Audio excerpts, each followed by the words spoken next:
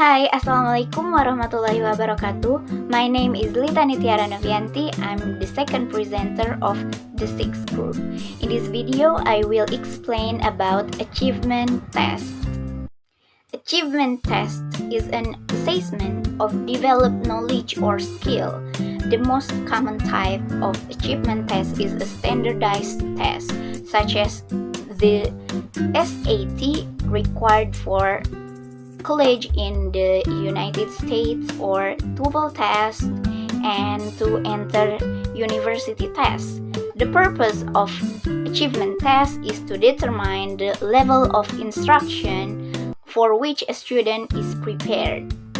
To Alderson and Hughes in 1981, this kind of test is the least problematic since it is usually internal to the course. It does not have to conform to external influences but should rather reflect the nature and the contents of the course itself. In constructing a good ESP achievement test, you should follow the same basic principles as you would for constructing any test. For example, the first is test what you can reasonably assume the learner have learned. This is not necessarily the same as what you have thought. The second is your test should test what you actually wanted to test. For example, don't make a test reading ability depend on the ability to write. A learner may well be able to read and understand something but unable to put the ideas down in writing.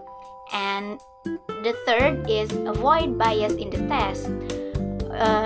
For example, don't write test items with demand specialist subject knowledge or cultural knowledge. This is a problem with any kind of subject test, but it is probably more apparent in ESP tests, which may often involve the use of specialist. Point is that getting the correct answer should not depend on the specialist subject knowledge outside the material used in text. Here I attack the sample test of intended to assess mastery of the work done in the blood cell. The instructions say that the diagram in the picture shows the flow of coolant through a refrigeration system. Study the diagram and then write a description of how the coolant circulates through the system. 6 features this test has that make it a suitable means of evaluating the learner's understanding of the material. The first is it involves production as well as understanding. It therefore tests the materials we're teaching. And the second, it is an integrated task rather than a set of discrete point tests, focusing on particular sub-skills, for example, linking clauses. The next, the content is of a similar nature to that of the unit. It is concerned with the movement of a fluid through an enclosed system. And the fourth, the subject matter is probably already known to the learners.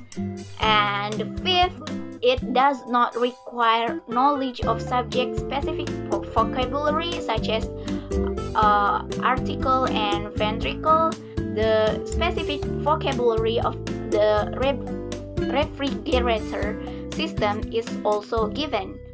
The test therefore does not test subject-specific vocabulary but rather the ability to exploit such vocabulary within a context of general vocabulary. The learners must extract the specific names of the diagram and they use them in their description. And the last, it tests written production. This might not be appropriate in every case.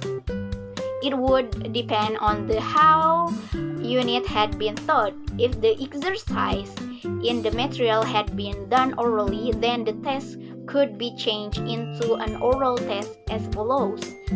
Study the diagram, then prepare and give an oral commentary on the flow of coolant through the system. That's all from me. Thank you so much for your kind attention. Wassalamualaikum warahmatullahi wabarakatuh.